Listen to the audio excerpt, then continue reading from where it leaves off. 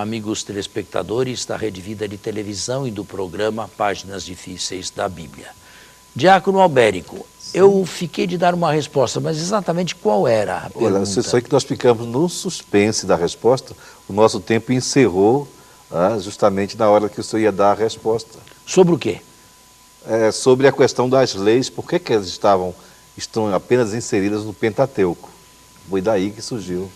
E o Pentateuco se passa na terra da promessa ou fora da terra da promessa?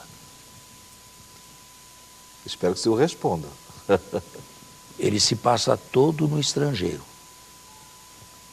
O Pentateuco não se passa na terra da promessa. Não se passa na terra prometida.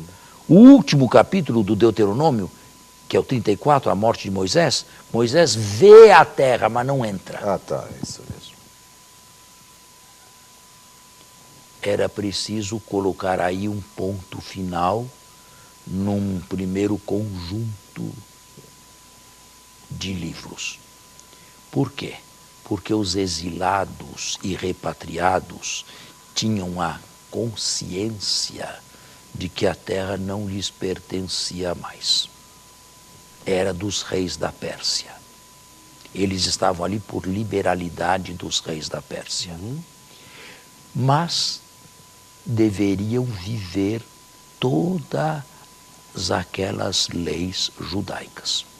É possível ou não viver a Torá, o conjunto das leis judaicas, em terra estrangeira? É possível ou não? Ou precisamos de uma terra própria, de uma terra efetivamente nossa? A terra não é nossa, mas nós podemos, mesmo assim, no estrangeiro, viver a Torá. Então, para se justificarem, eles retrotraíram toda a legislação e todo o passado glorioso para fora da terra.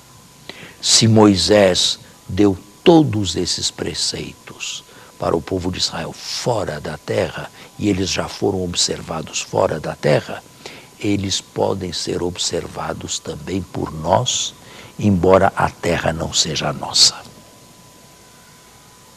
Certo. Mas é isso que quer dizer? Isto quer dizer sim. que, embora estrangeiros na terra, nós não precisamos da sua posse para viver a lei de Deus. Tanto que eles vão se insurgir, né, contra os reis. Mas o senhor entendeu ou não?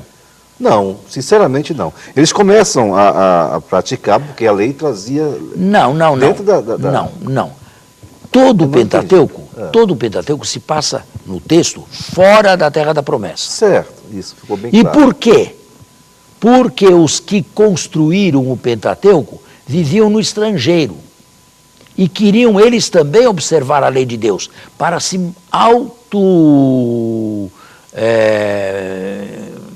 comprometerem. Não é a expressão auto se justificarem, para se compenetrarem, para se considerarem aptos a viver a lei de Moisés no estrangeiro, em Ehud. Eles projetaram esta lei no passado, fora da terra. Se os nossos antepassados, fora da terra, foram capazes de obedecer Deus, agora caiu. Nós, numa terra que não é nossa, podemos fazer a mesma coisa. Era um estímulo, um estímulo. Se autoestimulavam com isso. Entendeu? Entendi, agora eu entendi. Agora eu entendi. Foi um estratagema. Tudo se passou fora da terra. Então, isto significa que fora da terra nós também podemos observar a lei de Deus. Não precisamos da posse da terra.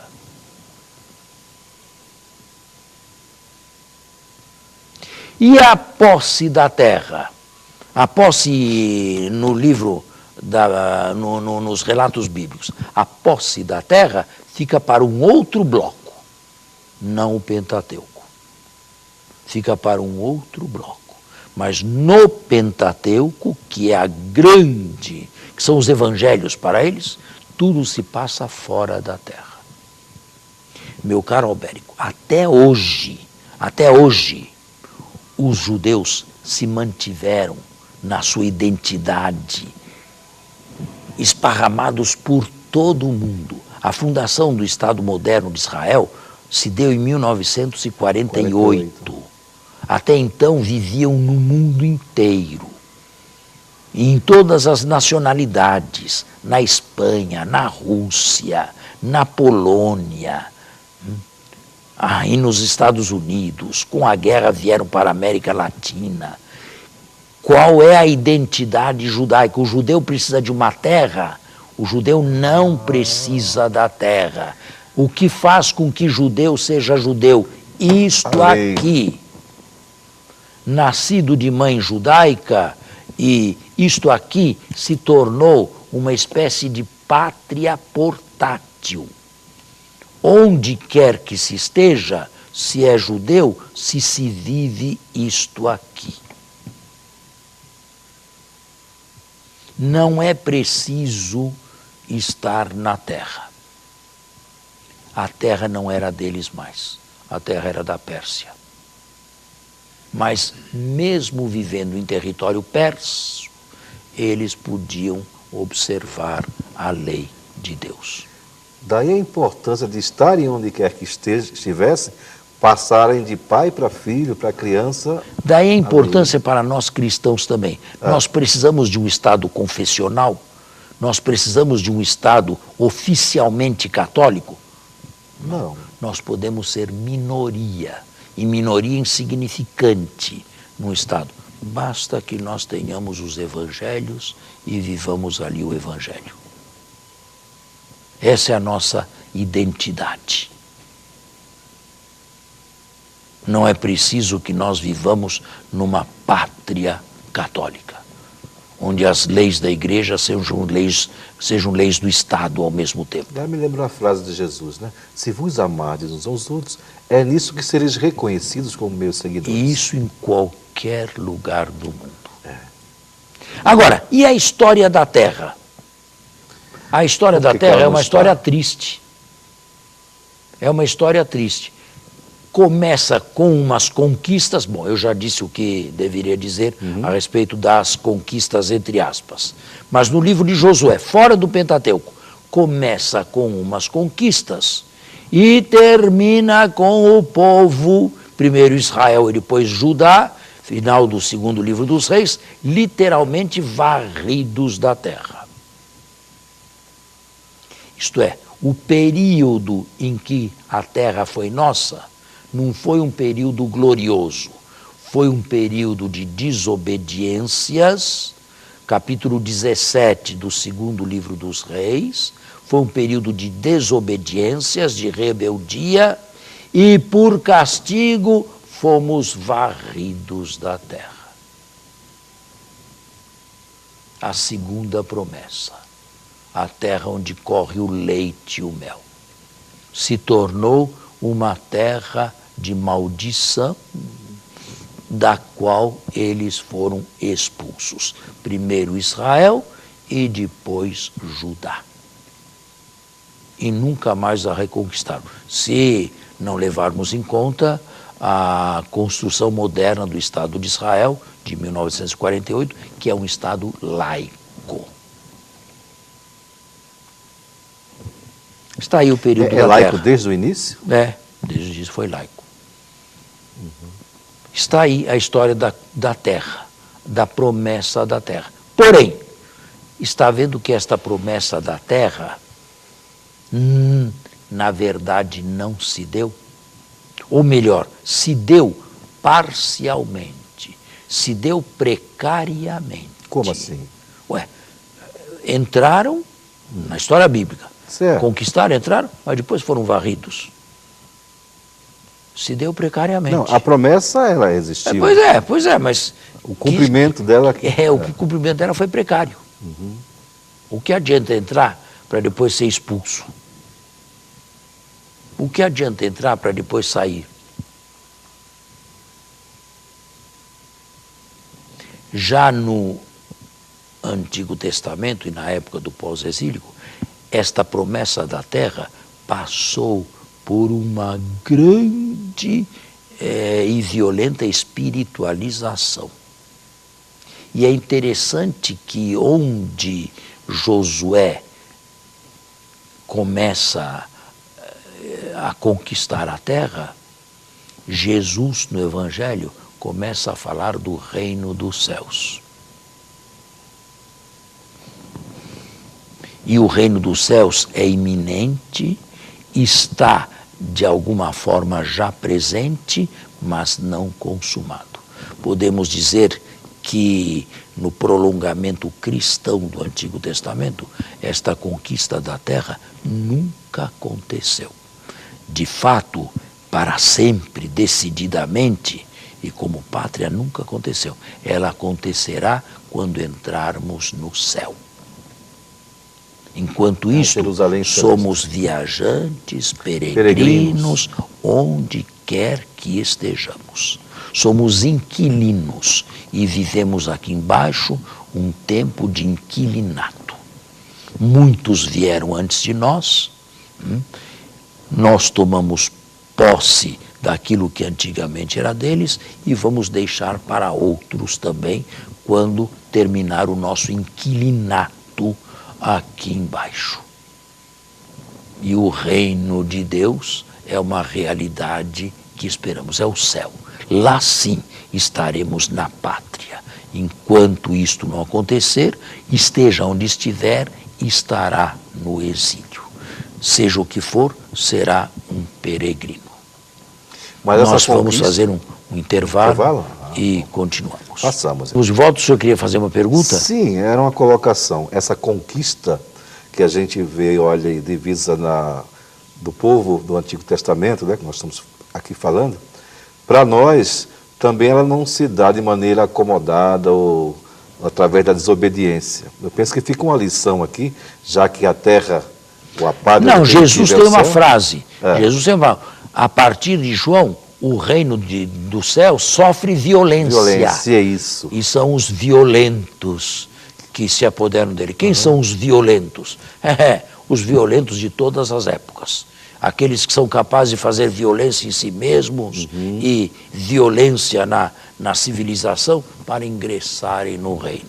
Era isso. Não é de maneira tranquila. Acomodada. Não. Há uma luta. E nos Atos, capítulo 14, Paulo fala, é através de muitas tribulações que entraremos no reino de Deus.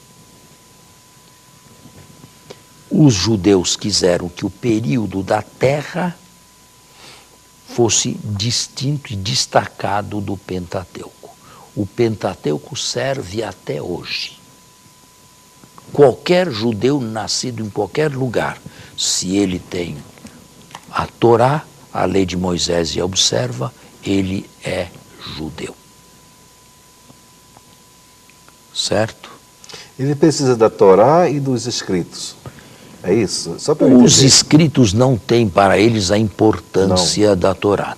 Sim, são livros bíblicos também, mas eles distinguem a lei de Moisés e os profetas. E os profetas não fizeram outra coisa se não exigirem o cumprimento da lei mosaica. Nunca nenhum profeta legislou. Sempre exigiram o respeito e o compromisso às leis mosaicas, todas elas atualmente no Pentateuco. O que significa que já existiam antes de receberem a redação final. Existiam como tradições orais, pelo menos como tradições orais. Se não, alguma coisa já escrita também. E esta lei é completamente diferente da lei de outros povos da época? Tem uma curiosidade sobre isso? Tem alguma semelhança? Tem semelhanças, mas tem peculiaridades. Por exemplo? Por exemplo, tudo aquilo que envolve Deus, em Israel foi filtrado por causa do monoteísmo. O monoteísmo. Os outros povos, como não tinham monoteísmo, não precisavam filtrar nada. Tudo o que foi emprestado de fora não deixou de ser filtrado a partir da fé intransigente e monoteísta de Israel. Diversos provérbios do livro dos provérbios vieram de fora. Sabedoria de todos os povos, mas foram filtrados. Entendi. Pelo monoteísmo. E outros textos e sagas e lendas e histórias que buscaram do passado, todas elas filtradas. E eles não são monoteístas desde o início, não? Não, eles foram monoteístas a partir do pós-exílio, do exílio e do pós-exílio. E foi lá que o Pentateuco recebeu a última redação, e esta última redação foi fruto de compromisso entre os que voltaram, os que nunca tinham saído, os que tinham sido absorvidos. Todos estes queriam ter uma parte aqui. E por isso mesmo o Pentateuco é não apenas obra de compromisso, mas todas as partes envolvidas queriam ouvir a sua voz. E por isso mesmo é um livro que às vezes se prolonga demais, outras vezes reduplica o mesmo episódio. Todas as partes queriam estar envolvidas. Todas as partes queriam que o seu modo de pensar estivesse aqui. E por isso essa obra de compromisso é essencialmente uma obra incompleta.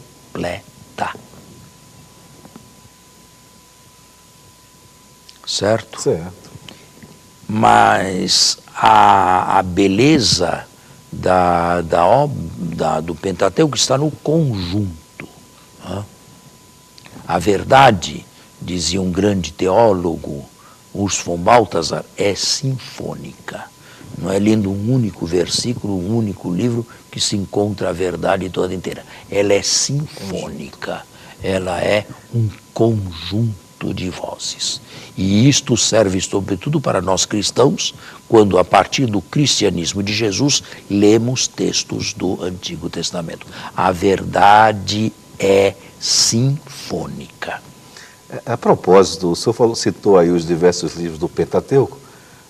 São 5. 5, mas um deles deixou de ser citado. O livro de Números. O livro dos Números fala não. Conta a história, tem algumas legislações menores e conta a história da marcha do Sinai para a Terra Prometida, né, a preparação e a marcha como tal, que termina sem entrar em Kadesh. Esse é o livro dos Números, dividido, a primeira parte a preparação até o capítulo 10º e a segunda parte do capítulo 11 em diante, a marcha com Deus para a Terra Prometida, mas sem lá entrarem, por causa da desobediência. Ou seja, é harmônico com todo o conjunto. Por causa da desobediência. É o livro que fala da desobediência. Mas fala da desobediência com o olho nos exilados repatriados de Babilônia. Talvez, é uma hipótese, a desobediência retroprojetada no passado seja fruto de uma desobediência do presente. Alguns exilados não querendo voltar. Ou não desejando voltar. Não querendo voltar para a sua terra. A terra de origem, digamos assim. De Jerusalém. Talvez essa postura tenha motivado e retrotraído para o passado um denigramento da Terra Prometida. Começaram a falar mal dela no livro dos Números. Talvez isso seja um reflexo do presente, retrotraído para o passado também. É como eu não alcanço aí uma fruta que está bem mais alta. Ou não me interesso, me interesso, então já falo mal. E isto também é retrotraído no passado, no livro dos Números. É possível que alguns judeus não tenham gostado da ideia de voltarem para a terra. E é possível que tenham até alguns judeus acharam esquisito essa volta para a terra. Estavam tão bem lá em Babilônia, muitos não voltaram. Voltaram os mais afoitos, os mais aventureiros. Quem sabe os discípulos do segundo Isaías. Foram eles que reconstruíram Jerusalém. E é aí que nasce a Bíblia.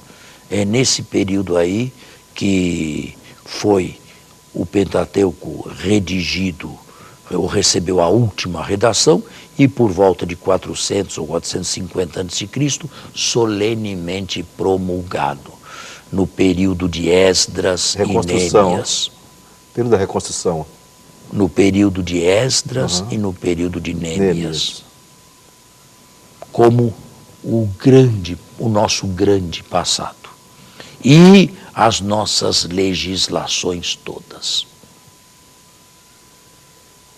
E interessante, existia a lei da antiguidade.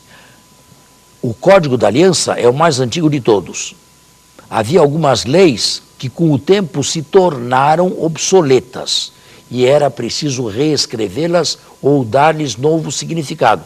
E o Código do Deuteronômio corrige muitas leis do Código da Aliança, porém nenhuma delas foi tirada, ainda que obsoletas e não mais utilizadas. Por quê? Por causa da antiguidade. Essas obsoletas estão no Levítico? Estão no Êxodo já, no Código da Aliança. Muitas leis obsoletas e refundidas ou refeitas no Código do Deuteronômio. Mas nenhuma delas foi eliminada. Por quê? Por causa da lei da antiguidade. O que é antigo tem que ser conservado. E de resto, estas leis não eram feitas, não era como o nosso Código Penal, que deve ser seguido à letra. Eram simples textos a serem buscados, a serem estudados em cada passo. E o legislador devia decidir, de acordo com o texto, de que modo agir no presente e no caso concreto. Serviu mais para consulta. Mas o antigo, ainda que fosse obsoleto, ficava também. Essas leis são seguidas até hoje pelos... Não. As mais obsoletas já não eram mais nem no tempo de Cristo. Nem naquela época. Mas estão ainda aqui. Porque o que era antigo era venerando e não podia ser eliminado. Bom, eu cheguei a um certo final, o final do Pentateuco e o final da pré-história de Israel. Quanto conteúdo, quantas lições aí que podemos trazer para nossas vidas, né, pessoal? Lembre-se sempre, o Pentateuco retrotraído no passado motiva o presente. Sim. Motiva o presente, também fora da Terra. A Terra passou para uma outra coleção de livros, chamados livros deuteronômicos, ou literatura deuteronomista. Começa com a conquista e termina com a expulsão. Quer dizer, o período da Terra foi um período de rebeldia, de pecados e de castigo de Deus. E a promessa da Terra ainda se continua até os dias de hoje, inclusive para nós cristãos. Perfeito. Não estamos na nossa terra, embora o senhor tenha nascido aqui no Brasil também, estamos no inquilinato, a nossa pátria não é aqui. Não temos aqui pátria definitiva. Não temos aqui cidade definitiva, diz o autor da Carta aos Hebreus. Está bem claro? Está bem claro. Então, tome nota, por favor, de onde ficamos para o próximo. Nós exploramos o Pentateuco. Exatamente. E o nosso tempo está encerrado. Temos que nos despedir dos telespectadores e voltar na próxima semana, se Deus quiser. Meu caro telespectador, espero que você possa refletir profundamente sobre esses que nós estudamos aqui durante esse período e que traga para a sua vida pessoal. Até o próximo sábado, com a bênção e a graça de Deus.